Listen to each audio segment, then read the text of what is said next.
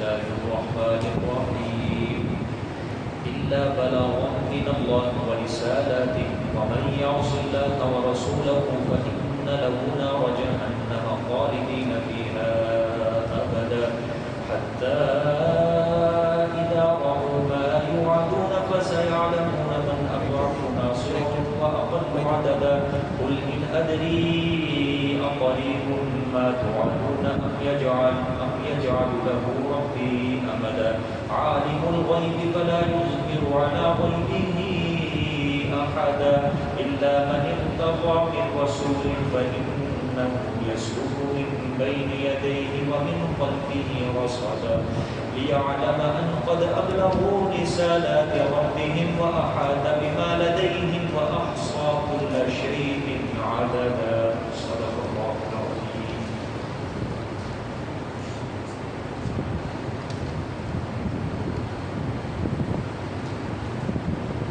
گزشتہ آیات میں اللہ رب العزت نے فرمایا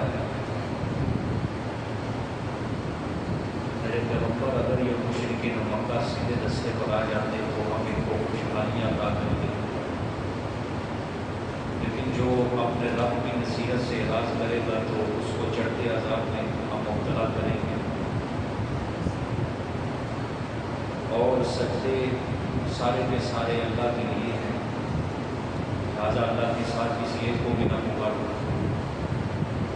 آیت نمبر 19 کے اندر اللہ نے فرمایا کہ جب بھی کوئی بندہ اللہ کی توحید بیان کرنے کے لیے کھڑا ہوتا ہے، عبادت کے لیے کھڑا ہوتا ہے، اس کے کمال عبادت کمال ذکر کو دیکھ کر لوگ اس کے لیے جمع ہوتے ہیں، اس کو معبود سمجھتے ہیں، اللہ کے کارخانے میں دخل سمجھتے ہیں۔ لہٰذا میرے پیغمبر اگر آپ کو بھی اندیشہ ہے اس چیز کا کہ آپ کے ساتھ بھی لوگ یہی کریں گے تو آپ اعلان کر دیں انما ادعو ربی ولا اشرک بہ احدا، کہ میں صرف اپنے رب کو پکارتا ہوں، اس کے ساتھ کسی کو شریک نہیں کروں گا۔ یہ یہاں سبق میں مجھ سے ایک بات رہ گئی تھی، سورۃ ملک کے خلاصے میں نے آپ کو سمجھایا تھا کہ سورۃ ملک سے لے کر سورۃ جن تک یہ ایک کتابچہ ہے، اللہ نے اس میں ایک مسئلے کو ہی ثابت کیا ہے، اور وہ مسئلہ ہے کہ برکات دہندہ صرف اللہ کی ذات ہے۔ اب تھوڑا سا آپ نے تکلف کرنا ہے، میرے ساتھ سورۃ ملک نکالنی ہے، پہلی صورت ہے اس بارے میں۔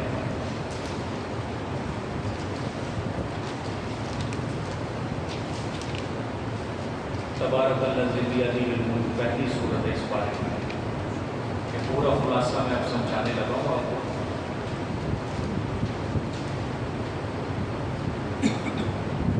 تبارک الذی، برکت والی ذات صرف کس کی ہے؟ اس کے بعد اللہ نے سورۃ ملک کے اندر 11 عقلی دلائل دیے۔ کتنے عقلی دلائل؟ عقلی دلائل اس میں نہیں، عقلی دلائل سے ثابت کیا کہ برکت والی ذات صرف میری ہے۔ عقلی دلائل اللہ نے فرمایا بادشاہ میری، ہر چیز پہ قدرت میری، موت حیات کا مالک میں، آسمانوں کو میں نے بنایا، آسمانوں کو چراغوں سے زینت میں نے بخشی، زمین کو میں نے بنایا، ٹھیک ہے، یہ اس طرح عقلی دلائل۔ پھر آگے صورت ہے قلم، سورت قلم،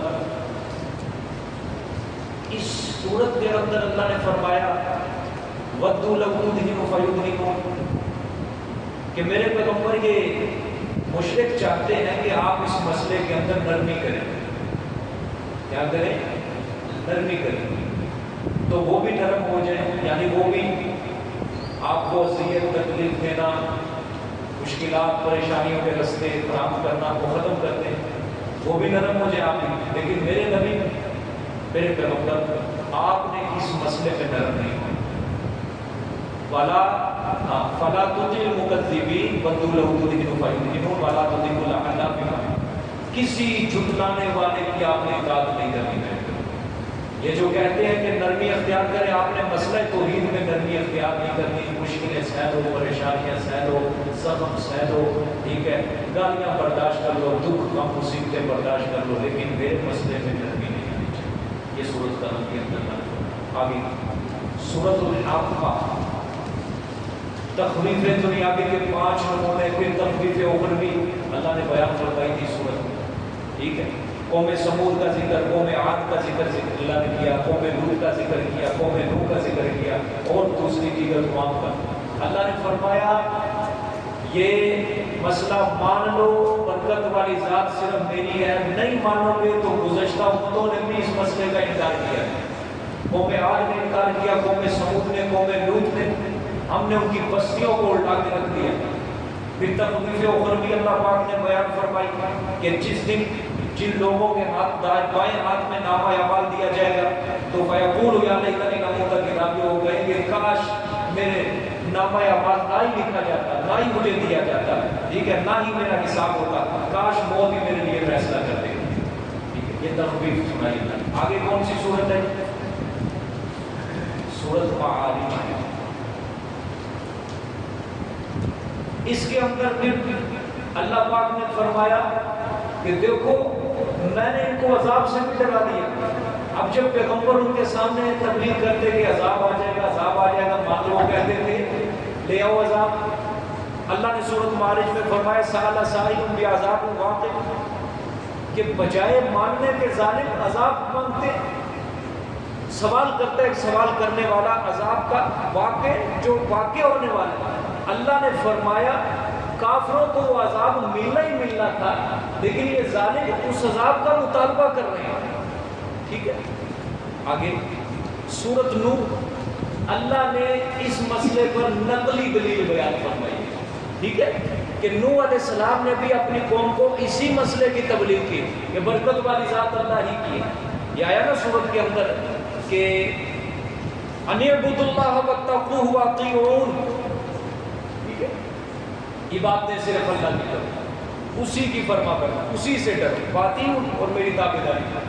آگے سورۃ الجن، اس میں پھر اللہ نے نقلی دلیل پیش کی کہ دیکھو جنات کی جماعت نے قرآن سنا، وہ بھی مسئلہ توحید پر ایمان لے آئے اور اپنی قوم کو جا کے انہوں نے تبلیغ کی، ان کو سمجھایا، ٹھیک ہے۔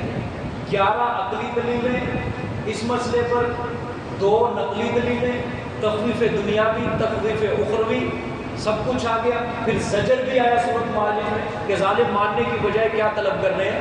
عذاب مانگ رہے ہیں۔ گویا سورۃ ملک سے لے کر سورۃ جن تک یہ ایک مسئلہ ہے، ایک کتاب چاہتے ہیں، سمجھ آ گیا۔ اب اس مسئلے کا نچوڑ، اس مسئلے کا نچوڑ خلاصہ اللہ پاک نے سورۃ ملک کی آیت نمبر 20 کے اندر کیا ہے۔ دیکھو آیت نمبر 20، قل انما ادعو ربی ولا اشرک بہ احدا۔ میرے پیغمبر اگر آپ کو بھی اندیشہ ہے نا کہ یہ لوگ مجھے بھی مصائب اور مشکلات کے اندر پکارنے لگ جائیں گے، تو آپ بھی اعلان کرتے ہیں انما ادعو ربی، میں تو صرف اور صرف اپنے رب کی پکار کرتا ہوں، ولا اشرک بہ احدا، میں اس کے ساتھ کسی کو شریک نہیں کروں گا، سمجھ آئیے۔ آگے قل انی لا املک لکم ضرا ولا رشدا، مجھے کوئی اختیار نہیں ہے تمہارے نقصان کا اور نہ ہی ہدایت کا، کوئی اختیار نہیں۔ ہاں مجھے کوئی حادثہ پیش آ جائے، مصیبت پیش آ جائے، انی لن یجیرنی من اللہ احد، اللہ کے سوا مجھے کوئی پناہ دینے والا نہیں ہے، ٹھیک ہے۔ ولن اجد من دونہ ملتحدا، اور میں اس کے سوا ہرگز کوئی جائے پناہ نہیں پاؤں گا، یعنی کوئی چھپنے کی جگہ نہیں پاؤں گا۔ یہ سورۃ ملک سے لے کر سورۃ جن تک یہ ساری صورتوں کا یہ خلاصہ ہے، سمجھ آ رہی؟ اچھا، یہ آیت نمبر 22 کا یہ ختم ہوا۔ آگے الا بلاغا من اللہ ورسالاتہ، میں نے اس دن آپ کو سمجھائی تھی ایک بات کہ یہاں پہ اللہ پاک نے جو صفت نبوت کے لیے لازم ہے اس کے لیے اللہ نے اس بات کیا، اور جو صفت نبوت کے لیے لازم نہیں اللہ نے اس کی نفی کی۔ اب نبوت کے لیے کون سی صفت لازم نہیں؟ علم غیب، مختار کل، یہ نبوت کی صفت نہیں ہے لازم، اللہ نے اس کی نفی کروائی۔ ادعو ربی ولا اشرک بہ احدا، مجھے نہ پکارو، پکار کس کی کرو؟ اللہ کی کرو۔ میں عالم الغیب نہیں ہوں، کیونکہ جو عالم الغیب ہوتا ہے، جو معبود ہوتا ہے، اس کے لیے یہ صفت ہے کہ مخلوق میں سے اس سے جب بھی کوئی حاجت طلب کرے گا وہ اس کی پکار سننے والا ہو، اس کے حالات جاننے والا ہو، تب ہی وہ معبود بن سکتا ہے. سمجھ آ گیا؟ اچھا، دوسری صفت مختار کل، مجھے کوئی اختیار بھی نہیں. یہ کل انی لا املک لکم ضرا ولا رشدا، اس کے اندر اس کی بھی نفی کروا دی اللہ نے. میرے پیغمبر اعلان کر دو نہ میں عالم الغیب ہوں، نہ میں مختار کل. اچھا میں کیا ہوں پھر؟ الا بلاغا من اللہ ورسالتی، میرے ذمہ صرف یہ ہے کہ میں اللہ سے پیغام حاصل کرتا ہوں اور تم تک پہنچا دیتا ہوں، بس. ٹھیک ہے؟ حضرت نوح علیہ السلام نے بھی اپنے قوم کو یہی کہا، انی لکم نذیر مبین، انی لکم انا نذیر مبین، یعنی میں تمہارے لیے واضح کرانے والا ہوں. بس آپ صلی اللہ علیہ وسلم سے بھی دیگر مقامات پر قرآن پاک میں یہی اعلان کروایا گیا کہ میں تمہارے لیے کیا ہوں؟ واضح کرانے والا ہوں. یعنی انا ارسلناک شاہدا ومبشرا ونذیرا، خوشخبری دینے والا ہوں، ڈرانے والا ہوں. ٹھیک ہے؟ اللہ نے بھی فرمایا میرے پیغمبر ہم نے آپ کو بشیر اور نذیر بنا کر بھیجا، اس سے زائد نہیں کچھ. ٹھیک ہے؟ اچھا، یہاں تک ایک بات مکمل ہو جاتی ہے. اب آگے وَمَن يَعْصِ اللَّهَ وَرَسُولَهُ فَإِنَّ لَهُ نَارَ جَهَنَّمَ خَالِدِينَ فِيهَا أَبَدًا. اچھا جی، یہ آیت کا کیا نام دیں گے؟ اس آیت کو بتا سکتے کوئی؟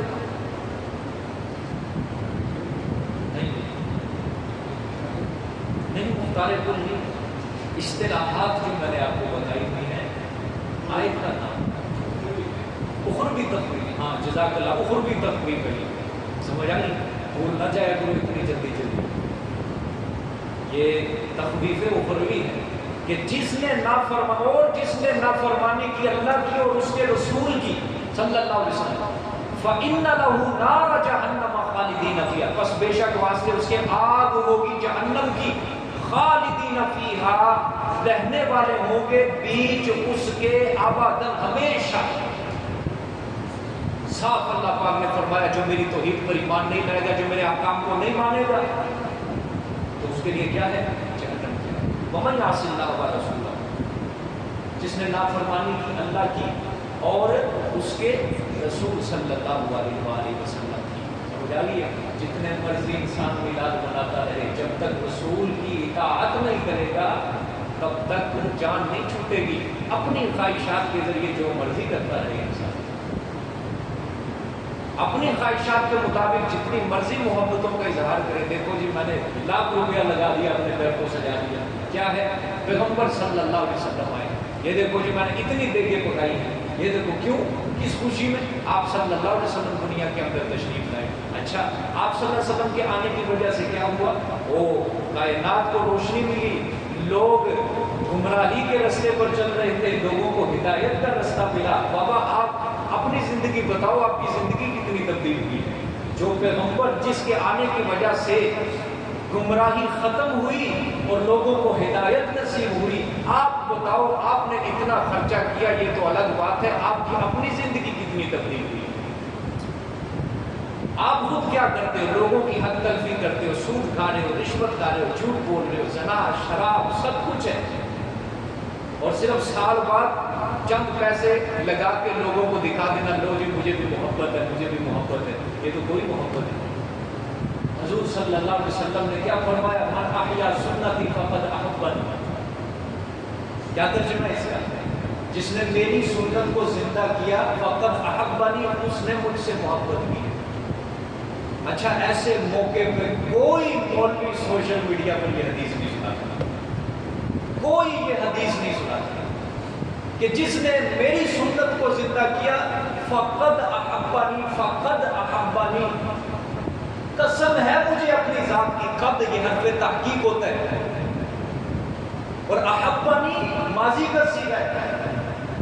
پکی بات ہے، قسم ہے مجھے اس نے مجھ سے محبت کی. ومن احبانی کان معی فی الجنہ، اور جس نے مجھ سے محبت کی وہ میرے ساتھ جنت میں ہو. سنت کوئی اپنا نہیں رہا، سنت کے مطابق کوئی چل نہیں رہا، اپنی خواہشات کے مطابق خوشیوں کا اظہار کر رہے ہو. یہ کون سی محبت ہے؟ میں آپ کو ایک مثال دیتا ہوں. حضرت عیسیٰ علیہ السلام، ان کو ماننے والے آج کون ہیں؟ عیسائی. ہم بھی الحمدللہ ہمارے پیغمبر بھی ہیں، ہمارے لیے بھی اللہ کے رسول ہیں، پر حق ہے. لیکن چونکہ ان کی شریعت منسوخ ہے، ہمارے لیے محمد صلی اللہ علیہ وسلم کی شریعت، لیکن ایمان ہے عیسیٰ علیہ السلام اللہ کی پیغمبر۔ آج اپنے آپ کو لوگ دعویٰ کرتے ہیں عیسائی وہ ہمارے پیغمبر ہیں۔ عیسائی 25 دسمبر کو کیا کرتے ہیں؟ کیا مناتے ہیں؟ خوشی مناتے ہیں۔ کیوں؟ عیسیٰ علیہ السلام آئے، عیسیٰ علیہ السلام آئے دنیا میں۔ مجھے ایک بات بتاؤ، ایک کام ان کا حضرت عیسیٰ علیہ السلام کے مطابق ہے کوئی؟ بولو۔ وہ نہیں محبت کا اظہار کر رہے ہیں۔ لیکن مجھے یہ بات بتاؤ، کیا اللہ اور عیسیٰ علیہ السلام کی نظروں میں وہ محبت ہے ان کی؟ کیا محبت ہے ان کی؟ کیوں محبت نہیں ہے؟ اپنی خواہشات کے مطابق انہوں نے کیا ہوا یہ کام سارا، کیک کاٹ رہے ہیں، چراغاں کر رہے ہیں، موم بتیاں جلا رہے ہیں، آتش بازی کر رہے ہیں، گلیوں کے اندر نکلے ہوئے ہیں۔ یہی کام محمد صلی اللہ علیہ وسلم کی امت، ان کو ماننے والے آج یہ کر رہے ہیں۔ کر رہے ہیں کہ نہیں کر رہے؟ آتش بازی ہو رہی ہے، ڈانس ہو رہا ہے، ظالموں نے حوریں تک نکال دی جنت کی، کرائے کے اوپر عورتیں لا کے ان کو سجا بجا کے لوگوں کے سامنے حور بنا دیا ان کو۔ ڈانس ہو رہا ہے، لڑکیاں ناچ رہی ہیں، لڑکے ناچ رہے ہیں، قوالیاں ہو رہی ہیں، راتوں کو کیا ہوتا ہے سڑکوں کے اوپر، ٹریفک بلاک۔ اور مجھے بتاؤ، یہ کام بانٹا ہوا ہے، دن کو مولوی ہوتے ہیں اور شام کو عوام ہوتی ہے۔ اسی ہوتے ہیں مولوی صاحب پورا سال حدیث سناتے ہیں، پورا سال ممبر کے اوپر بیٹھ کے، کہ جس نے رستے کے اندر سے رکاوٹ ختم کی، ایمان کا 17واں حصہ اس نے پا لیا۔ سناتے ہیں کہ نہیں؟ رستے سے رکاوٹ ختم کرنا سنت ہے۔ ارے بابا، تم نے جو سال بعد 12 ربیع الاول کو پورے شہر کی سڑکیں بلاک کی اسی کے نام پہ، اب تمہارا وہ عمل کدھر گیا؟ عورتیں ہوتی ہیں بیچاری کہیں ایمبولینس کے اندر جا رہی ہوتی ہیں، پریگننٹ ہوتی ہیں، ہاسپٹل کے اندر جانا، کوئی ہارٹ کا پیشنٹ ہے، کوئی گردے کا پیشنٹ ہے، ان کا رستہ بنا کے ہوا، آپ کے میلاد کی وجہ سے وہ مر گئے، موت آ گئی، تو آپ کس کی سنت پہ عمل کریں گے؟ شام کو لڑکیاں بے پردہ، مخلوط نظام ہے، لڑکے لڑکیاں بے حیائی، سیٹیاں بجتی ہیں۔ مسلمان ہمارے کہتے ہیں کہ 25 دسمبر کو جی عیسائی جو ہے محبت کرتے ہیں ظاہری اعتبار سے، حالانکہ وہ محبت نہیں ہے ان کی۔ وہی تم جو 12 ربیع الاول کو کر رہے ہو، تم کون سی محبت کا اظہار کر رہے ہو؟ یہ تو کوئی محبت نہیں۔ ہمارے سوشل میڈیا کے اوپر بڑے بڑے علامہ فہامہ دلائل دیتے ہیں آ کے 12 ربیع الاول کے متعلق، میلاد کے متعلق، بڑے بڑے علامہ، لقب ملا ہوا ہے مجدد ملت، بقیت السلف۔ کیا مطلب اس کا؟ سلف و صالحین کی باقیت، یعنی سلف و صالحین کی نسل میں سے اب یہی باقی رہ گیا، اور نمونہ اسلاف، سبحان اللہ، اسلاف کا نمونہ، مثال، نظیر اور دلائل دیکھو۔ موقف کیا ہوتا ہے اور دلیل کیا دے رہے ہوتے ہیں؟ ایک ذرہ برابر ان کے موقف کے مطابق دلیل نہیں۔ اب میں کل ایک بہت بڑے مولوی صاحب ہیں، ان کا بیان سنا، میلاد کے اوپر دلیل دے رہے جی، میلاد کے اوپر عیسائی شریف کی اس نے روایت پیش کی کہ آپ صلی اللہ علیہ وسلم کے صحابہ بیٹھے ہوئے تھے، آپ صلی اللہ علیہ وسلم کا تذکرہ کر رہے تھے، ذکر کر رہے تھے، شان بیان کر رہے تھے۔ آپ صلی اللہ علیہ وسلم گھر سے آئے، صحابہ سے پوچھا تم کیا بیان کر رہے تھے؟ کہا کہ آپ صلی آپ کی فضیلت بیان کر رہے ہیں، آپ کا تذکرہ کر رہے تھے۔ آپ صلی اللہ علیہ وآلہ وسلم نے فرمایا اللہ نے تمہارے اس عمل کی وجہ سے تمہاری کوشش کی۔ آگے سے مولوی صاحب حاشیہ چڑھاتے ہیں، دیکھو نبی کے صحابہ اس طرح میلاد مناتے تھے۔ گدھا ریڑھی چلانے والا اگر عقل مند اس کو بھی پتا ہو یہ موقف کیا اور دلیل کیا دے رہے ہیں۔ بھائی اگر یہی میلاد منانا ہے تو الحمدللہ ہم ہر روز عشاء کے بعد میلاد منا رہے ہیں حضور کا۔ ہمارا دعویٰ یہ ہے کہ 12 ربیع الاول کی فکر کی جو آپ نے دلیل کی، صحابہ بیٹھے تذکرہ وہ تو کرتے تھے، تذکرہ وہ تو ہر وقت کرتے تھے آپ صلی اللہ علیہ وسلم کا۔ آپ جو 12 ربیع الاول کو نکلتے ہو، جلوس نکالتے ہو، جھنڈے نکالتے ہو، جو ٹریفک جام کرتے ہو، ہمیں یہ دلیل بتاؤ آپ صلی اللہ علیہ وسلم نے اپنی زندگی میں صحابہ کو جمع کیا ہو، آؤ بھی میری پیدائش کا دن ہے، میری ولادت کا دن ہے، نکلو مسجد نبوی کو سجاؤ، گلی کو سجاؤ، مدینے کو سجاؤ، مکے کو سجاؤ، اس پر آپ دلیل دیں۔ انشاءاللہ العزیز قیامت آ جائے گی، اس پہ کوئی دلیل نہیں۔ ایک مولانا صاحب بیان کر رہے ہیں کہ حضور صلی اللہ علیہ وسلم جب تھوک پہنتے تھے صحابہ زمین پر نہیں گرنے دیتے تھے، بلکہ وہ ہاتھوں پہ اٹھا کے تقسیم کر کے اپنے جسم کو مل لیا کرتے تھے، صحابہ اس طرح میلاد منایا کرتے تھے۔ یہ دل ہے، یہ ان کی عقل ہے، اور علامہ صاحب بنے ہوئے ہیں۔ اب عوام کہتی واہ جی واہ، سبحان اللہ سبحان اللہ۔ بھئی آپ کا موقف کیا ہے، اس کے مطابق دلیل۔ یہ تو محبت کرتے تھے، ہر وقت صحابہ آپ صلی اللہ علیہ وسلم کے ساتھ چمٹے رہتے، تو 12 ربیع الاول کی دلیل کیوں نہیں دیتے تھے؟ اس کی ایک دلیل نہیں ہے ان کے پاس۔ عوام کو انہوں نے ایسے چکروں کے اندر ڈالا۔ یہ ساری خناسیت آج جو پھیلی ہوئی ہے نا 12 ربیع الاول کے موقع پر نبی کی ولادت کے نام پہ بے حیائی عام ہو رہی ہے، نبی کی ولادت کے نام پر بے پردگی، عورت بے پردہ ہو رہی ہے، یہ سارا انہی کے فتوے کی وجہ سے ہوا۔ ان کا ایک مولانا صاحب تھا، بڑا صحیح تھا، اللہ والا تھا، اچھا بھی تھا، گزشتہ سال وہ کچھ سمجھدار نہیں، کہیں نہ مان سمجھدار ہے، لیکن جو نچلے طبقے کے ہیں نا، نئی نسل اٹھ رہی ہے، وہ کام بڑا خراب کر رہا ہے۔ تو اللہ قرآن میں کیا فرمایا؟ جس نے اللہ اور اس کے رسول کی نافرمانی کی وہ تو جہنم میں جائے گا سیدھا۔ بھئی آپ جو مرضی کر لو، اپنے خواہشات کے مطابق جتنی مرضی محبتوں کا اظہار کر لو، جب تک رسول کے رستے پر نہیں چلو گے تو کام نہیں بنے گا۔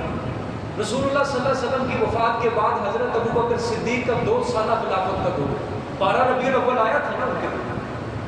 دکھاؤ ان کی سیرت پڑھو، کتابیں پڑھی، حدیث کی کتابیں، ان کی سیرت پڑھ لو کہ حضرت ابوبکر صدیق خلیفہ وقت ہے،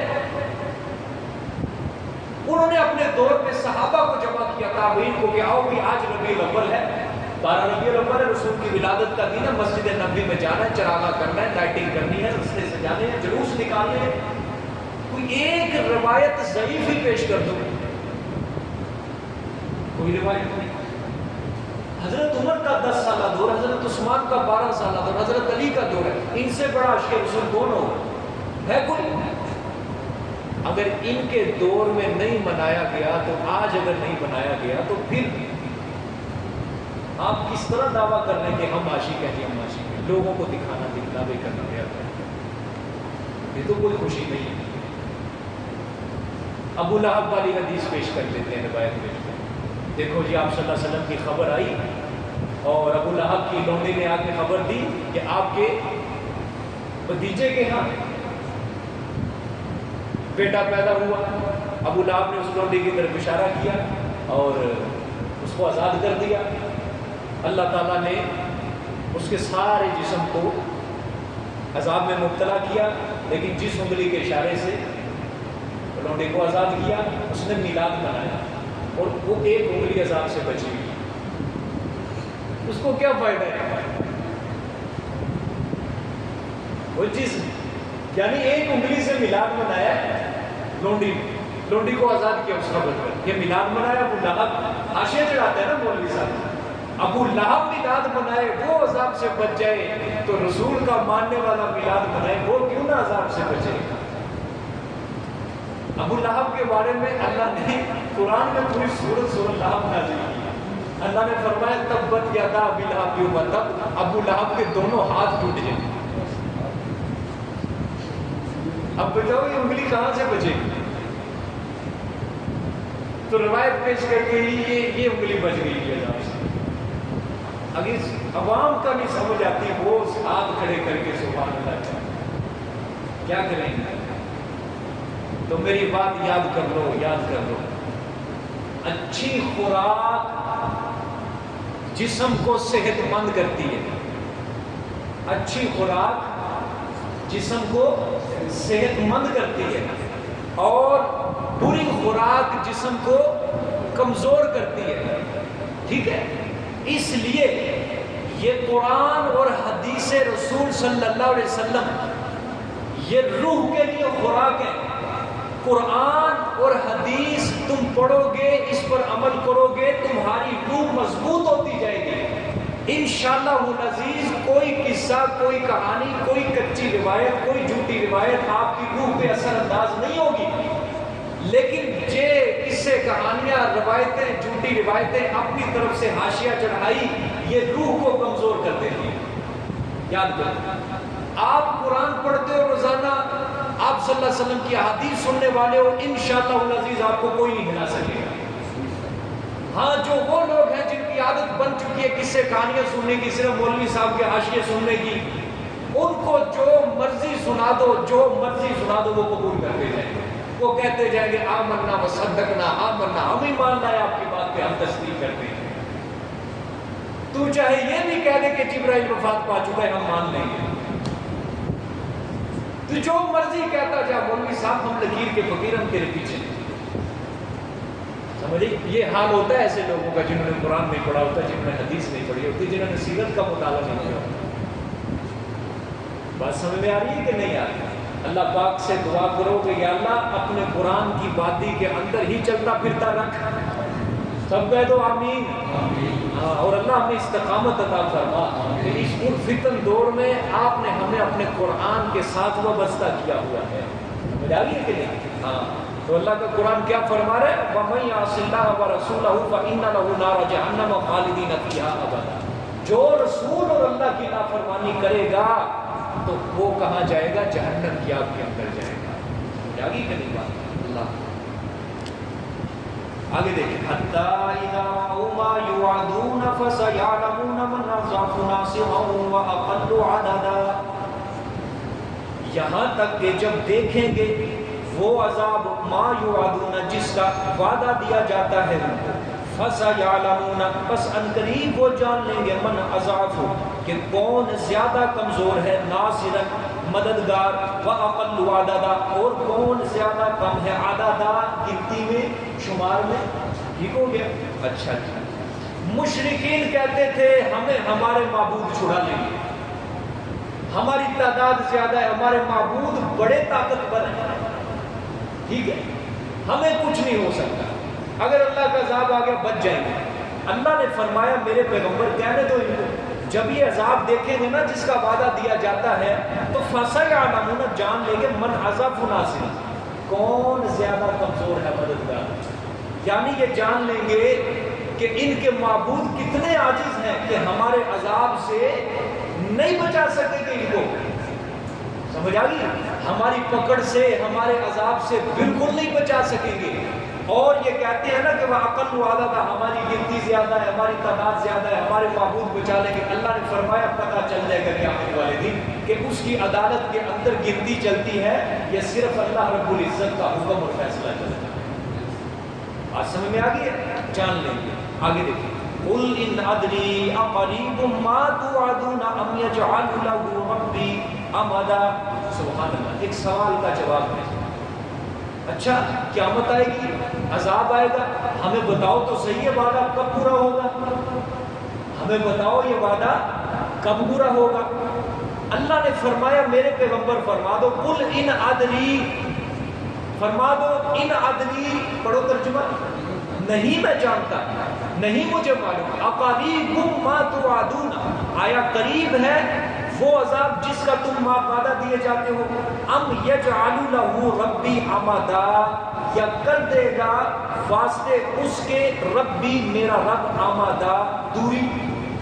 مجھے نہیں پتا کہ عذاب وہ قریب ہے یا میرا رب اس عذاب کو دور کر دے گا، مجھے نہیں پتا کہ وہ قریب ہے آنے والا ہے یا دور ہے عذاب، لیکن بہرحال عذاب آئے گا ضرور، عذاب آئے گا ضرور، لیکن یہ مجھے علم نہیں ہے کہ کب آئے گا، کس وقت آئے گا، قریب ہے یا دور ہے۔ بات سمجھ میں آ رہی سب کو؟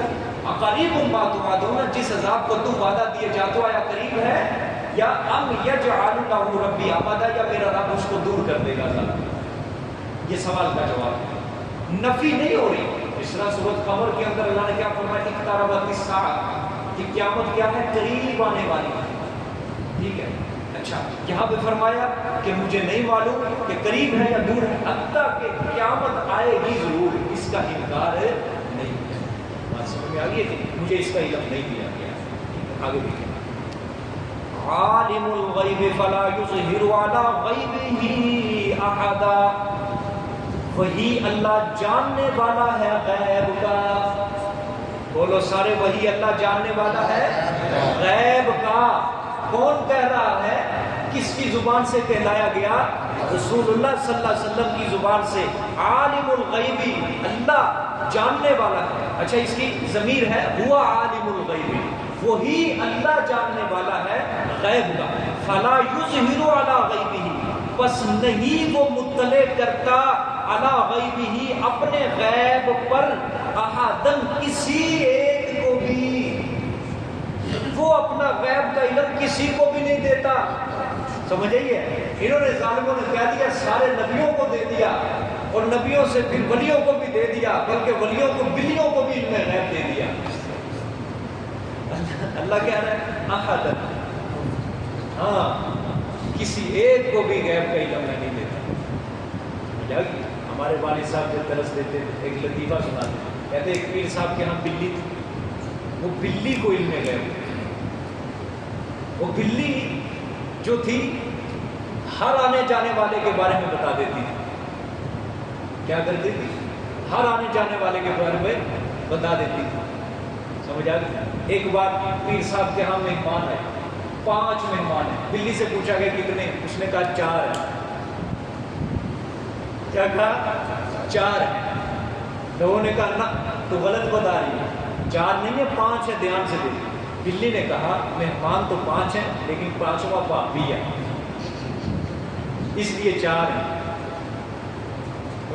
5واں باپ بھی ہے، اس لیے اس کو بلی نے شمار نہیں کیا۔ سمجھے؟ تو احاطن اللہ فرماتے کسی کو، ظالموں نے اس اللہ کی صفت کا ستیہ ناش کر رہے ہیں، ستیہ ناش کر رہے ہیں۔ ہر کسی کو علم غیب، ہر کسی کو علم غیب، اللہ معاف کرے۔ حتیٰ کہ میں ایک مولانا صاحب تھے، اس کا بیان سن رہا ہے، اس نے روایت پیش کر رہا ہے کہ ابو جہل آیا آپ صلی اللہ علیہ وسلم کے پاس اور مٹھی میں کنکریاں لی ابو جہل۔ اس نے آ کے پیغمبر سے سوال کیا آپ صلی اللہ علیہ وسلم سے کہ بتا میری مٹھی میں کیا ہے؟ اس نے اپنی طرف سے روایت پیش کی، اپنی طرف سے حاشیہ چڑھایا کہ آپ صلی اللہ علیہ وسلم نے بتایا، فرمایا کہ میں بتاؤں یا مٹھی والی چیز خود بتائے؟ اچھا آگے مولوی صاحب کہہ رہے ہیں کہ کنکریوں نے کلمہ پڑھا پیغمبر کا، کہ کنکریوں کو بھی پتہ چل گیا کہ سامنے کیا ہے، رسول صلی اللہ علیہ وسلم۔ آگے مولوی صاحب نے حاشیہ چڑھایا کہ کنکریوں کو بھی اللہ نے علم غیب دیا، کنکریوں کو بھی علم، پتھروں کو بھی علم غیب دے دیا۔ آج تک یہ علم غیب کا معنی نہیں سمجھ سکے، علم غیب کہتے کسے ہیں؟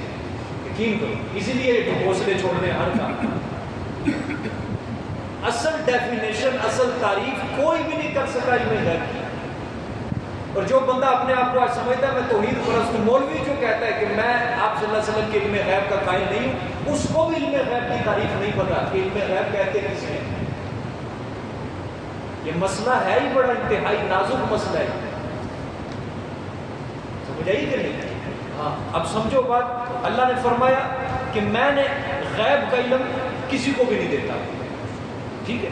آگے الا من ارتضى من رسول فانه يسلك من بين يديه ومن خلفه رصدا، مگر وہ بندہ جس کو پسند کر لے اللہ، من رسول، رسول سے، یعنی جس کو اللہ رسول بنا دے، فانه يسلك من بين يديه، بس بے شک وہ چلا دیتا ہے، یسلک وہ چلا دیتا ہے، من بین یدیہ اس کے آگے، ومن خلفہ اور اس کے پیچھے، رصدا نگہبان۔ رصدا کا مطلب دیکھیں آگے فرشتے بھی لکھا ہوگا، نہیں لکھا ہوگا، اس سے مراد فرشتے ہیں، ٹھیک ہے؟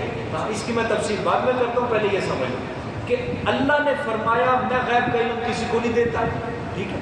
ہاں جس کو وہ کیا کر لے، پسند کر لے رسولوں سے، ٹھیک ہے؟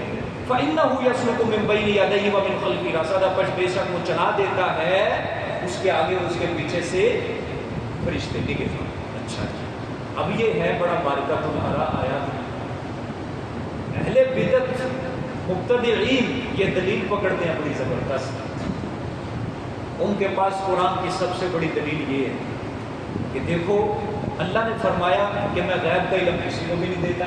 ہاں دیکھو اللہ کے کیا فرما رہے ہیں, اللہ من ارتضی من رسول, لیکن رسول کو جس کو پسند کروں اس کو دے دیتا, اس کو غیب کا علم دے دیتا. یہ سب سے بڑی ان کی دلیل ہے قرآن پاک. سمجھ آ گئی؟ آنکھیں کھولو خدا کے لیے, قرآن سمجھنے آنکھیں کھولو. میری بات سمجھ نہیں ہے.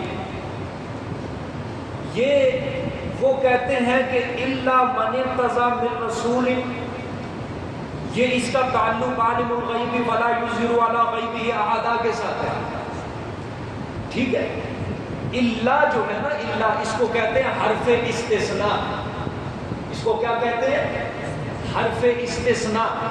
میں نے بات سمجھائی ہو, یہ استثناء کس کو کہتے ہیں؟ یعنی کسی چیز کو کسی چیز سے الگ کر دینا. 100 بندے 99 کو الگ کر دو, 99 کو ایک طرف, اس میں سے ایک کو الگ کر دو. اب یہ ہم نے کیا کیا؟ ایک کا استثناء کیا ہے. بات سمجھ میں آ گئی؟ لیکن یاد رکھنا, ایک میری بات سمجھ لو یہاں, یہ بڑی اصول کی بات ہے. استثناء کی 2 قسمیں ہوتی ہیں. کتنی قسمیں ہوتی ہیں؟ ایک ہوتا ہے استثناء متصل, ایک ہوتا ہے استثناء منقطع. متصل مطلب ملا ہوا, منقطع مطلب ٹوٹا ہوا, جدا. میں ایک مثال کے ذریعے آپ کو سمجھاتا ہوں. جاء القوم الا زیدن, قوم آئی الا زیدن مگر زید نہیں آئی. استثناء کس کا ہو رہا ہے؟ زید کا.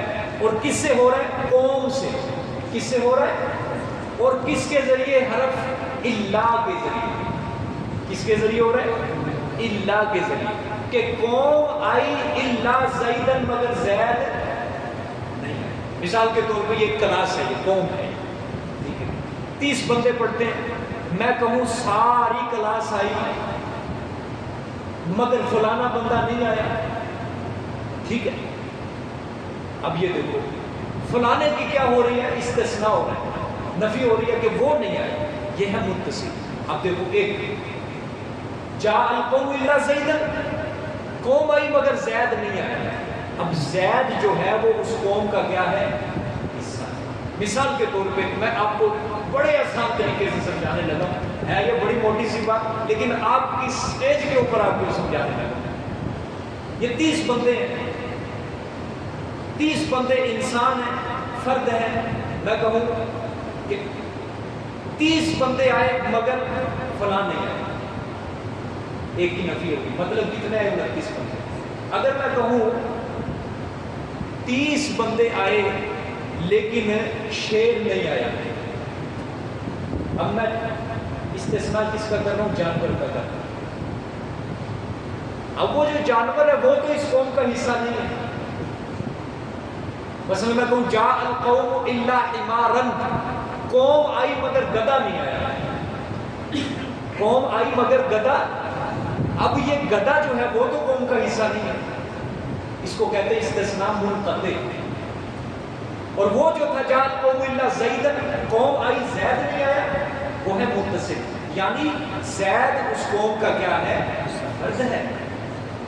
لیکن وہ گدھا جو ہے جس کو استثناء, وہ اس قوم کا فرد نہیں. یہ اس کو کہتے ہیں منقطع.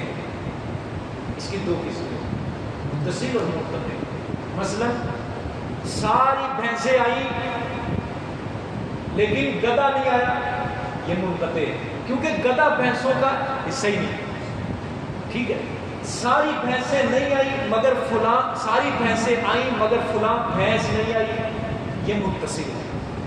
یعنی اسی کے حکم سے الگ کیا جا رہا ہے. اب سمجھو بات, وہ جو غالی ہے نا, غالی جنہوں نے یہ دلیل پکڑی, وہ کہتے ہیں عالم الغیب ولا یظہر علی غیبہ احدا الا من ارتضی من رسول. وہ کہتے ہیں یہ الا من ارتضی کا تعلق جو ہے یہ عالم الغیب ولا یظہر علی غیبہ احدا کے ساتھ ہے. وہ کہتے ہیں یہ متصل ہے استثناء. الا جو حرف استثناء اور یہ متصل ہے, اس کا تعلق عالم الغیب کے ساتھ ہے. ہم کہتے ہیں یہ متصل نہیں ہے, یہ منقطع ہے. عالم الغیب فلا یظہر علی غیبہ احدا الگ ہے اور الا من ارتضی من رسول الگ ہے. بات سمجھ میں آ رہی ہے؟ ہاں، عالم الغیب فلا یظہر علی غیبہ احدا، یہاں تک بات ختم ہوگی، بس یہ الگ بات۔ الا من ارتضی من رسول، یہ الگ بات ہے۔ کس طرح الگ بات ہے؟ اس کا تعلق فإنہ یسلک من بین یدیہ ومن خلفہ رصدا کے ساتھ۔ ترجمہ غور سے دیکھنا، اندر دیکھو، اندر اب دیکھنا ترجمہ آپ نے۔ عالم الغیب فلا یظہر علی غیبہ احدا، جاننے والا ہے غیب کا پس نہیں وہ مطلع کرتا اپنے غیب پر کسی ایک کو، بس ختم ہو گیا۔ آگے اللہ نئی بات شروع کرا، الا من ارتضی من رسول، مگر جس کو رسول پسند کر لے، چن لے، فإنہ یسلک، بس بے شک وہ چلا دیتا ہے اس کے آگے اور اس کے پیچھے رصدا، نگہبان۔ یہ جو ہے نا فإنہ یسلک کا جو فا ہے نا، فإنہ کا فا، یہ فا بتا رہا ہے کہ الا من ارتضی کا تعلق وہ عالم الغیب کے ساتھ نہیں ہے، الا من ارتضی کا تعلق میرے ساتھ ہے۔ فا سمجھ آ گیا؟ ہاں، یہ اس کا تعلق کس کے ساتھ ہے؟ الا من ارتضی کا، فإنہ یسلک کے ساتھ۔ یہ فا صاف بتا رہا ہے پچھلی بات۔ اس لیے حفاظ کرام جو ہیں ان کو بھی یہاں پہ ہم یہی تلقین کرتے ہیں، یہی نصیحت کرتے ہیں، عالم الغیب فلا یظہر علی غیبہ احدا، یہاں پہ وقف کیا کرو، کیونکہ یہاں تک اللہ کی بات ختم ہے، ایک بات مستقل ختم ہوتی ہے، آگے پھر الا من ارتضی الگ سے شروع کیا کرو، ملا کے اس کو نہیں پڑھنا عالم الغیب فلا یظہر علی غیبہ احدا الا من ارتضی، بالکل اس کو ملا کے نہ پڑھا کرو، کیونکہ اس کا تعلق ہے ہی نہیں ہے پچھلے کے ساتھ، الا من ارتضی کے ساتھ۔ سمجھ آ گئی؟ اچھا جی، اگر مجھے پتا ہے کچھ کو یہ بات میں نہیں سمجھ آئی، میں اس کو بالکل آسان کر کے سمجھانے لگوں گا، سمجھ آئی؟ آسان کرنے لگوں گا۔ دیکھو، علم مغیبات جو ہوتے ہیں نا، غیب چیزیں، مغیبات دو قسم کی ہوتی ہیں۔ کتنی قسم کی؟ اب میرے ساتھ آسانی کے ساتھ آپ نے چلنا ہے، سمجھتے جائیں۔ دو قسم، کچھ غیب وہ ہوتے ہیں جن کا تعلق رسالت کے ساتھ ہوتا ہے، کچھ غیب وہ ہوتے ہیں جن کا تعلق رسالت کے ساتھ خاص ہوتا ہے، اور کچھ غیب وہ ہوتے ہیں جن کا تعلق رسالت کے ساتھ خاص نہیں ہوتا۔ ٹھیک ہے؟ اب جن کا تعلق رسالت کے ساتھ خاص ہوتا ہے وہ کون سی چیزیں ہیں؟ نماز، اس کا تعلق کس کے ساتھ ہے؟ رسالت کے ساتھ، رسول کے ساتھ۔ مثلا نمازیں کتنی ہیں؟ کون سی نماز کی کون سا وقت ہے؟ کتنی رکھتے ہیں؟ سنتوں کی کتنی رکھتے ہیں؟ نوافل کتنے ہیں؟ سمجھے؟ نماز کس طرح پڑھنی ہے؟ قیام میں کیا پڑھنا ہے؟ رکوع میں کیا پڑھنا ہے؟ سجدے میں کیا پڑھنا ہے؟ یہ ہمیں معلوم تھا؟ بولو۔ اللہ نے اپنے نبی کو بتایا، نبی نے، یہ رسالت کا فرض ہے۔ نبی ایسی باتوں کو چھپاتا ہے، یہ اللہ نے اپنے نبی کو اور نبی نے اپنی امت۔ اچھا، اسی طرح روزہ ہے، کب رکھنا ہے، کیسے رکھنا ہے، کس طرح رکھنا ہے، ٹائمنگ کیا ہے روزے کی، کون سی چیز جائز ہے روزہ رکھے، کون سی ناجائز ہے، ہمیں پتا تھا۔ اللہ نے کس کو بتایا؟ نبی کو بتایا، نبی نے پھر ہمیں بتایا۔ حج کی تفصیل ہے، زکوٰۃ کی تفصیل ہے۔ اسی طرح ما بعد الموت کیا ہونا ہے، موت کے بعد قبر میں کیا ہونا ہے، سانپ ہے، بچھو ہے۔ اسی طرح میدان محشر میں کیا سزا ہوگی، نماز چھوڑنے والے کے کیا سزا ہے، مشرک کے لیے کیا سزا ہے، روزہ چھوڑنے والے کے لیے کیا سزا ہے، ہمیں پتہ تھی۔ اللہ نے کس کو بتایا؟ نبی کو بتایا، پھر نبی نے ہمیں بتایا۔ ہر عمل کی جزا اور سزا ہمیں کس نے بتائی ہے؟ نبی نے۔ اللہ نے نبی کو بتایا، نبی نے کس کو بتایا؟ ہمیں بتایا۔ یہ وہ غیب چیزیں ہیں جن کا تعلق رسالت کے ساتھ خاص ہے، اور کچھ چیزیں ایسی ہوتی ہیں کہ اللہ رسالت کو ثابت اور پکا کرنے کے لیے اپنے نبی کو دیتے ہیں۔ مطلب معجزہ، آپ نے غزوہ بدر سے ایک دن پہلے فرمایا، لکیریں لگائی کہ کل کو فلانا کافر یہاں مرے گا، فلانا یہاں مرے گا، فلانا یہاں مرے گا۔ مقصد یہ تھا کہ میرے نبی کی رسالت اور مضبوط ہو جائے اور پکی ہو جائے۔ سمجھ آ گئی جی باتیں؟ یہ مغیبات، ان کا تعلق کس کے ساتھ خاص ہے؟ رسالت کے ساتھ خاص ہے۔ اچھا، یہ وہ علم غیب ہے جو اللہ نے اپنے نبی کو دی، اور اللہ کے نبی نے اپنی۔ یہ جو غیب ہے نا، اس کے اندر نہ وہ اختلاف کرتے ہیں نہ ہم اختلاف کرتے ہیں۔ وہ بھی کہتے ہیں اللہ نے یہ غیب دیا ہوا آپ صلی اللہ علیہ وسلم، ہم بھی کہتے ہیں اللہ نے یہ غیب اپنے نبی کو دیا، کیونکہ یہ کس کے متعلق ہے؟ رسالت کے متعلق۔ رسول کا فرض ہے کہ وہ اپنی امت کو بتائیں۔ قرآن جو ہے، قرآن یہ رسالت کے متعلق ہے۔ اب قرآن سارے کا سارا نبی پاک صلی اللہ علیہ وسلم نے اپنی امت کو سنایا یا نہیں سنایا؟ سمجھ آ گیا؟ اور امت پڑھ رہی ہے، یہ رسالت کے متعلق ہے۔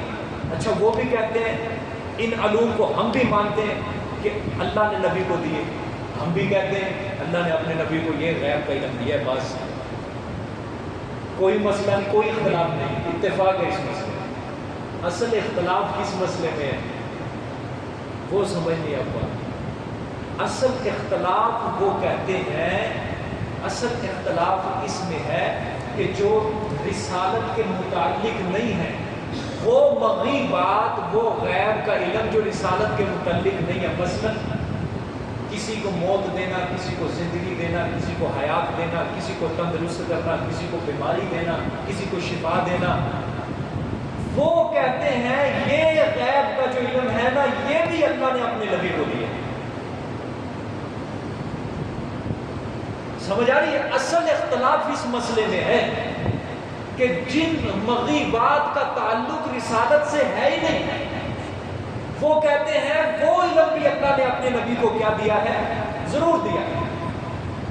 وہ کہتے ہیں کائنات میں جتنے بھی درختوں کے پتے ہیں اللہ نے اپنے نبی کو اس کی تعداد کا علم دیا ہے۔ کائنات میں جتنے بھی ریت کے ذرے ہیں اللہ نے اپنے نبی کو بتایا ہے۔ کائنات میں جتنے بھی انسان قیامت تک جمیع ما کان ما یکون، ماضی میں جو کچھ بھی ہو چکا اور آئندہ مستقبل میں جو کچھ قیامت تک ہونے والا ہے، اللہ نے سارا علم اپنے نبی کو دیا۔ اختلاف اس میں ہے، سمجھ آئیے؟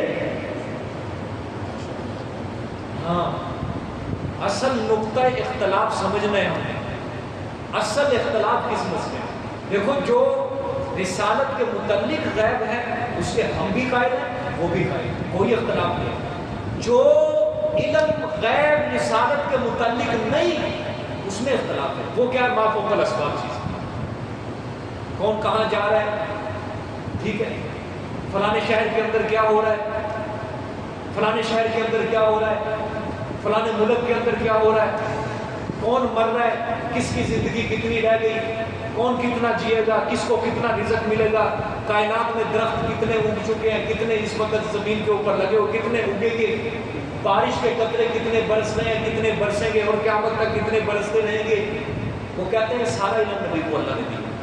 اختلاف اصل اس میں، ہم کہتے ہیں یہ علم اللہ نے اپنے نبی کو نہیں دیا کیونکہ یہ رسالت کے متعلق ہے ہی نہیں۔ مجھے سچی بات بتانا، دل پہ ہاتھ رکھ کے جواب دینا، کیا نبی کے لیے ضروری ہے کہ کائنات میں رینگنے والے سانپ کتنے ہیں؟ بتاؤ،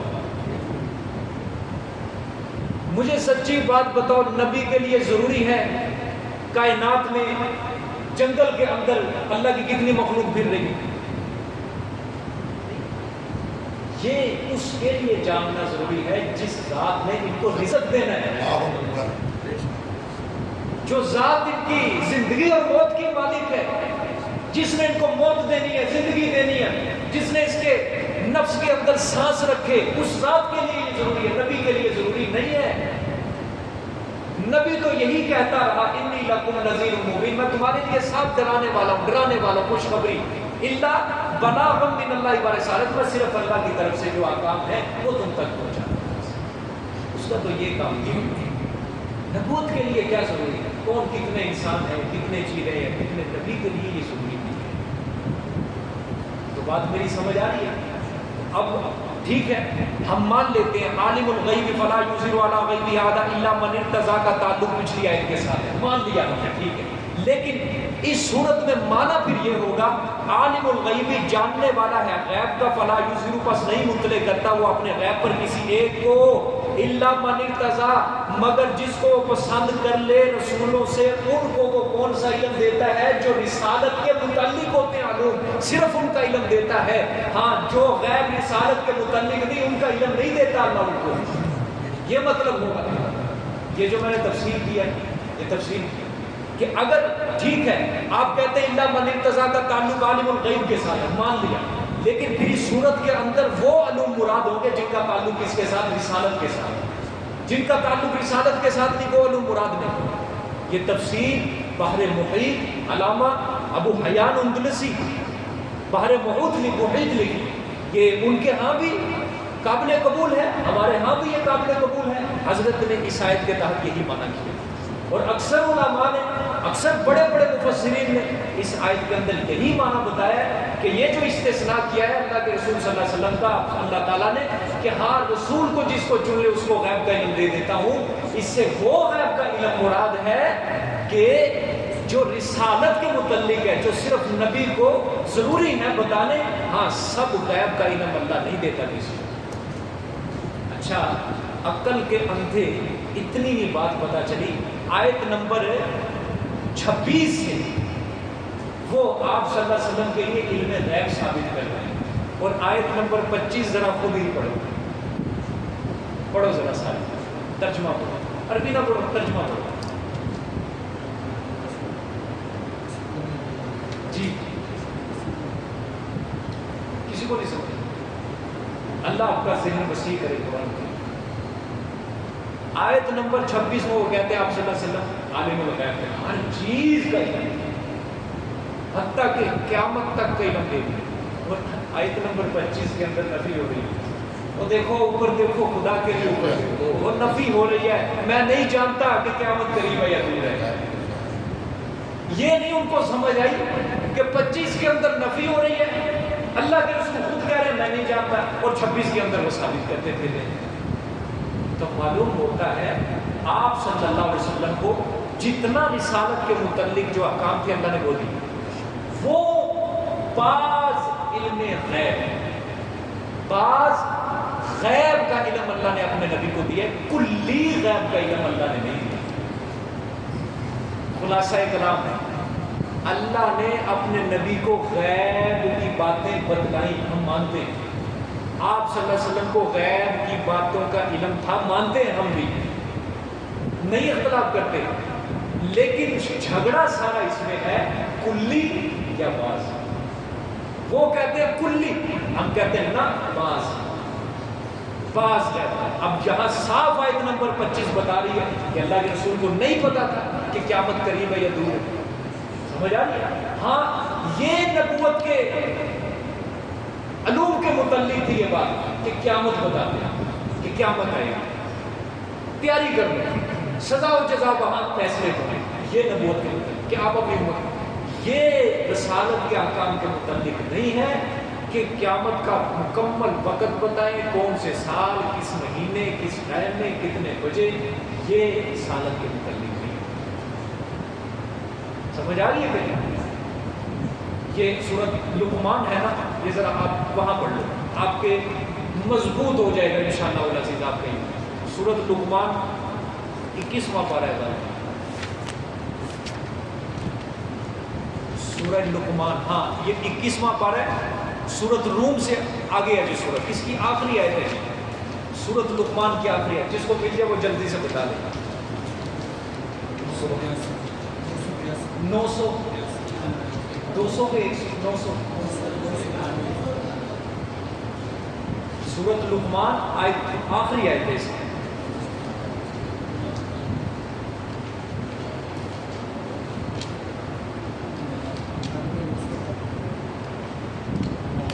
نو سو 91 ہے جی، 991 مل گئی سب کو، سب کو مل گئی؟ ہاں آخری آیت پڑھے ذرا، ان اللہ عندہ علم الساعہ، بے شک اللہ اسی کے پاس ہے قیامت کا علم، اسی کے پاس ہے قیامت کا علم، ٹھیک ہے؟ کب آئے گی، کیسے آئے گی، کس وقت آئے گی، کس سال آئے گی، یہ علم کس کے پاس ہے؟ صرف اللہ کے نبی کو اتنا بتلایا گیا کہ قیامت آئے گی، ٹھیک ہے؟ پہلی چیز۔ دوسری وَيُنَزِّلُ الْغَيْثَ، ترجمہ بارش وہی برساتا ہے، بارش کا علم بھی کس کے پاس ہے؟ اللہ کے پاس ہے۔ کب اترے گی؟ کس وقت اترے گی؟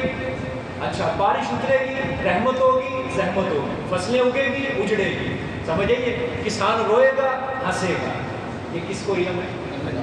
کلی۔ محکمہ موسمیات والے بتاتے ہیں، اس کا مطلب یہ نہیں کہ وہ عالم الغیب ہے، وہ صرف اندازے بتاتے ہیں، لیکن محکمہ موسمیات والے یہ بھی نہیں بتا سکتے کہ بارش رحمت بنے گی یا زحمت بنے گی۔ محکمہ موسمیات والے یہ بتا سکتے ہیں، ہاں تمہیں یہ صرف بتا دیں گے اتنے ملی لیٹر بتا دیتے ہیں، لیکن محکمہ موسمیات والے قیامت تک نہیں بتا سکتے کہ یہ جو بارش برسی ہے، چاہے 1 سیکنڈ کے اندر جو بارش برسی ہے، اس میں کتنے قطرے برسے ہیں، بتا سکتے ہیں؟ کوئی نہیں بتا سکتا دنیا کے انسان۔ یہ علم کس کے پاس ہے؟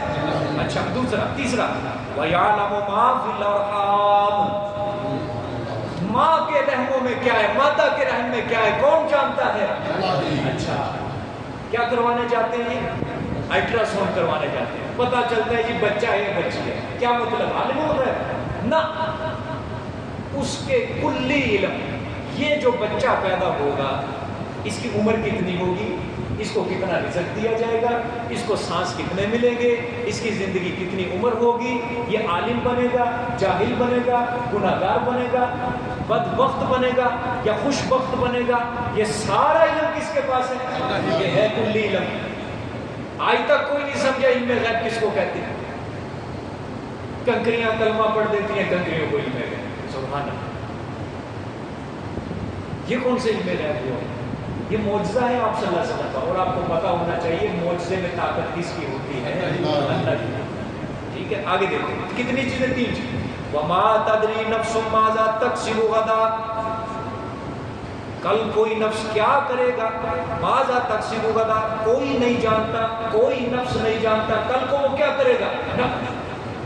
نفس انسان نہیں کہا، ہر زیرو مخلوق، چیونٹی بھی شامل ہے، کل کو کیا کرے گا کوئی نہیں جانتا۔ انسان بڑے ارادے بنا کے بیٹھتا ہے رات کو، کل کو یہ کروں گا، وہ کروں گا، فلاں کروں گا، فلاں کروں گا، لیکن کل آتی ہے کچھ بھی نہیں پتا ہوتا، سارا ہی الٹا ہو جاتا ہے۔ مثال کے طور پہ مہنگائی کا دور ہے، آپ مہینے کے آخر میں لکھتے ہو اس مہینے یہ راشن آئے گا، اس مہینے یہ راشن آئے گا، کل خرچہ 10,000 روپے، صبح کو آپ ڈالر کا ریٹ دیکھ کے بڑھ گیا، وہ سارا پانی گر جاتا ہے۔ اس طرح ہوتا ہے، بازار میں جاتے ہو 1000 روپیہ لے کے، اور بازار میں جا کے دیکھتے ہو ریٹ کیا ہو گیا ہے، بڑھ گیا۔ کوئی نفس نہیں جانتا کل کو کیا کرے، کون جانتا ہے؟ وَمَا تَدْرِي نَفْسٌ وَمَا تَدْرِي نَفْسٌ بِأَيِّ أَرْضٍ تَمُوتُ، کوئی نفس نہیں جانتا کل کو کہاں مرے گا، کون جانتا ہے؟ یہ علم اللہ نے کسی کو دیا ہے؟ اللہ نے شروع میں کیا فرمایا؟ بے شک اللہ اسی کے پاس ہے قیامت کا علم، بے شک اللہ اسی کے پاس ہے بارش کا علم، بے شک اللہ وہی جانتا ہے ماں کے رحموں میں کیا ہے، بے شک اللہ وہی جانتا ہے کل کو کوئی نفس کیا کرے گا، بے شک اللہ وہی جانتا ہے کل کو کوئی نفس کہاں مرے گا۔ ان اللہ علیم خبیر، بے شک اللہ جاننے والا ہے، خبر رکھنے والا ہے۔ بات سمجھ میں آئیے کہ نہیں؟ اب بتاؤ اللہ نے فرمایا یہ 5 چیزوں کا علم میرے پاس ہے، آپ صلی اللہ علیہ وسلم کو بھی نہیں دیا، کیا عالم الغیب ہے؟ وہی عالم الغیب اس کو کہتے ہیں جس کے پاس کلی علم، ہر چیز کا کلی علم، وہ عالم الغیب ہوتا ہے۔ آپ صلی اللہ علیہ وسلم کو غیب کا علم دیا، مگر وہ علم جو رسالت کے متعلق ہے بس، تو جو رسالت کے متعلق اس کو کیا کہتے ہیں؟ بعض علم غیب۔ بات سمجھ میں آ گئی ہے؟ سورۃ انعام، کسی کے پاس موبائل ہے 50 نمبر آیت نکال لو، بس تھوڑی دیر، یہ مسئلہ چونکہ توحید والا مسئلہ ہے، سمجھ آئیے، اس لیے میں تھوڑا سا معذرت، 50 نمبر آیت ہے، یہ دیکھ لیں، سورۃ انعام 7واں پارہ غالباً، انشاءاللہ سارے مسئلے ہی حل ہو جائیں گے۔ آیت نمبر 50، جس کے پاس بھی موبائل ہے آیت میں پڑھنے لگا، مل گئی جی سب کو؟ آیت نمبر 50 مل گئی۔ قُلْ لَا أَقُولُ لَكُمْ، سبحان اللہ، سارے مسئلے حل ہو گئے، اللہ کے قرآن نے حل کر دیے۔ فرمایا قل، اس کا ترجمہ خود کر دو، فرما دو آپ صلی اللہ علیہ وسلم کو، لا اقول لکم عندی خزائن اللہ، میں تم سے یہ نہیں کہتا میرے پاس اللہ کے خزانے ہیں، سمجھ آئی؟ اندی خزائن اللہ، میرے پاس اللہ کے خزانے میں نہیں کہتا، یعنی میرے پاس اللہ کے خزانے نہیں، مطلب اسی مسئلے میں جھگڑا ہے کہ اللہ کے رسول کو سارے اختیار آئے، مختار کل کی نفی ہوگی۔ اچھا دوسرا، وَلَا أَعْلَمُ الْغَيْبِ، نہ میں غیب کا علم جانتا ہوں، سمجھ آئی؟ دوسرے مسئلے کا بھی حل ہو گیا، کس نے کیا ہے؟ قرآن نے۔ تیسرا مسئلہ، وَلَا أَقُولُ لَكُمْ إِنِّي مَلَكٌ، میں تم سے یہ بھی نہیں کہتا میں فرشتہ ہوں یعنی نوری ہوں، بلکہ میں کیا ہوں؟ تمہاری جیسے بشر ہوں۔ یہی تین مسئلوں میں جھگڑے ہیں نا آج، علم غیب، مختار کل، نور و بشر۔ اللہ کے قرآن نے بتا دیا نہ آپ صلی اللہ علیہ وسلم عالم الغیب، نہ مختار کل، نہ نور بلکہ بشر، صفات کے اعتبار سے نور ہے آپ صلی اللہ علیہ وسلم، کلی نور۔ اچھا پھر کیا ہے؟ ان اتبع الا ما یوحی الی، میں تو صرف اس چیز کا اتباع کرتا ہوں جو میری طرف وحی کی جاتی ہے، بس اس سے زائد نہیں۔ اب بتاؤ، جو احکام رسالت کے متعلق ہیں جو وحی کے ذریعے اترتے تھے، آپ صلی اللہ علیہ وسلم صرف اس کا اتباع کر رہے ہیں اور وہ آگے امت تک پہنچا رہے ہیں، اس سے زائد آپ صلی اللہ علیہ وسلم کا کوئی کام نہیں ہے دنیا کے اندر۔ بات سمجھ میں آ رہی ہے کہ نہیں آ رہی ہے؟ نہ عالم الغیب، نہ مختار کل، نہ نور بلکہ بشر، صفات کے اعتبار سے نور ہے آپ صلی اللہ علیہ وسلم۔ اس طرح سورۃ النمل آیت نمبر 65 بھی نکال لو جلدی جلدی، بس یہ آخری آیت ہے، سورۃ النمل آیت نمبر 65، 20واں پارہ ہے،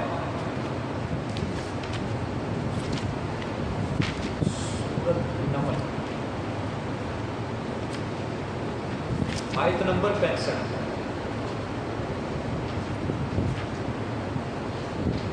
مل گئی جی؟ آیت نمبر 65 نمل 20واں پارہ، اس کا پہلا صفحہ ہے، مل گئی؟ کل سے شروع ہو رہا ہے، ٹھیک ہے؟ اچھا کل کرو ترجمہ، لا یعلم، جی لا کا مطلب یعلم، کوئی نہیں جانتا، ٹھیک ہو گیا؟ من فی السماوات، جو کچھ السماوات آسمانوں میں، ٹھیک ہے؟ والارض، جو کچھ زمین، الغیب، غیب کا علم، الا اللہ، کون جانتا ہے؟ صرف اللہ جانتا ہے، سمجھ آئیے؟